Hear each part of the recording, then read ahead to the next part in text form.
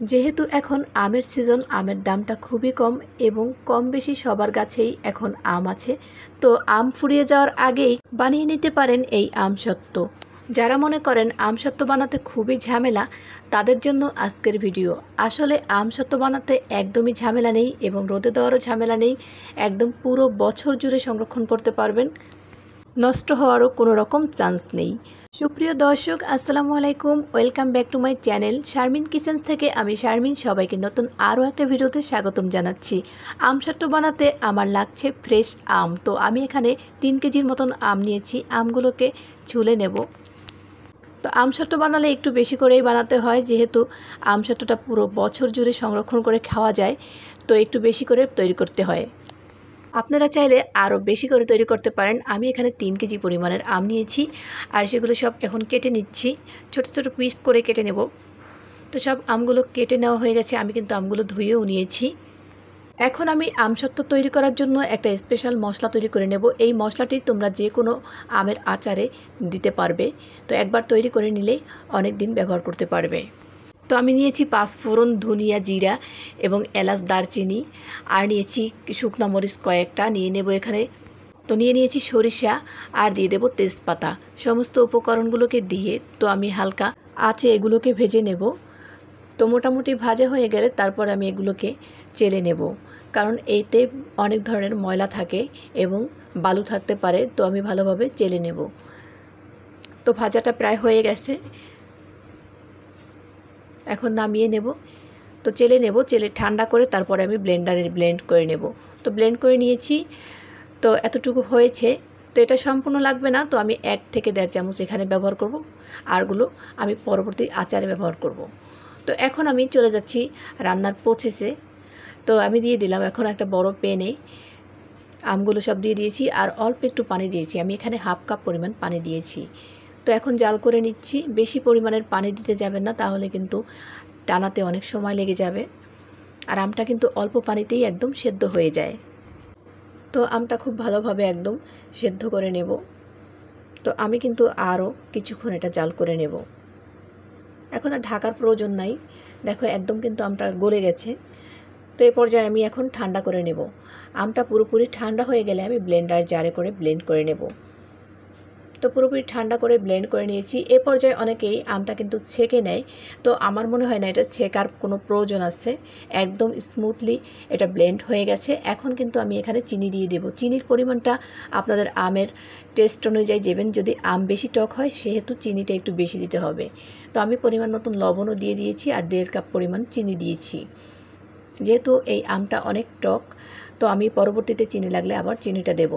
তো এখন আমি লাল মরিচের গুঁড়া দিয়ে দিলাম আর অল্প একটু পরিমাণের হলুদের গুঁড়া দিয়ে দিলাম। আমি 1/2 চামচ পরিমাণ হলুদের গুঁড়া দিয়েছি।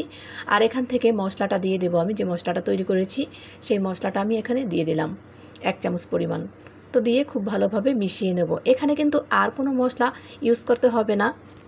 তবে এই আমসত্ত্ব খেতে কিন্তু অনেক মজার হয়। একদম বাজারের কেনা ম্যাঙ্গো বারের মতনই হয়।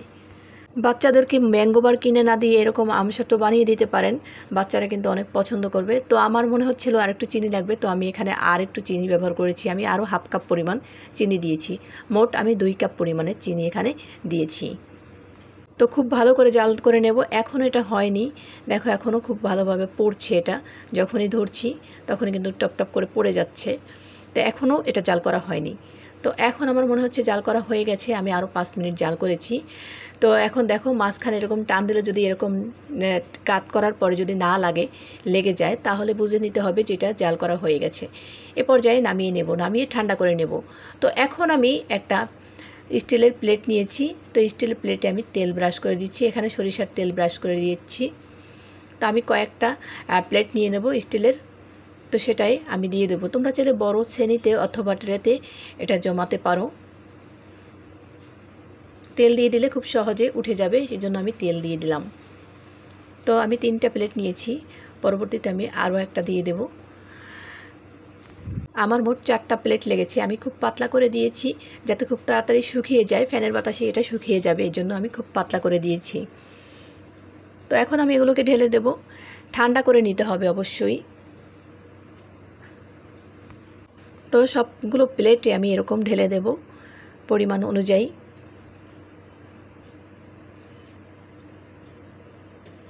দেখো আমি কিন্তু একদম পাতলা করে দিয়েছি।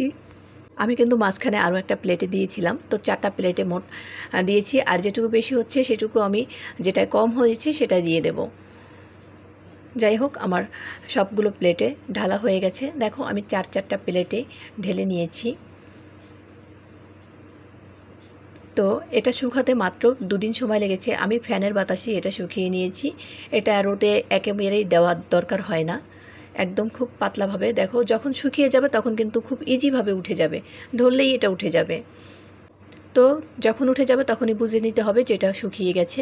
তো হাতেও একদম লাগছে না। দেখো এখন কিন্তু আমি এগুলোকে কেটে নেব। তো তোমরা তোমাদের পছন্দ অনুযায়ী কেটে নিতে পারো।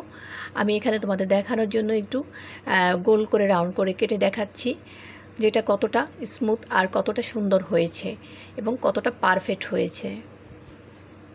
যাই হোক, আমি সবগুলো এরকম বোটে দেখাচ্ছি, আর কিছুটা আমি কেটে রেখে দেব। যাই হোক, আরেকটা তুলে দেখাচ্ছি, একদম পারফেক্টলি শুকিয়ে গেছে। দেখো ফ্যানের বাতাসে যে এত ভালো শুকাতে পারে আমসত্ত্ব, সেটা আমারও জানা ছিল না। যাই হোক, বানানোর পরে বুঝে গেছি যে এটা খুবই সহজ।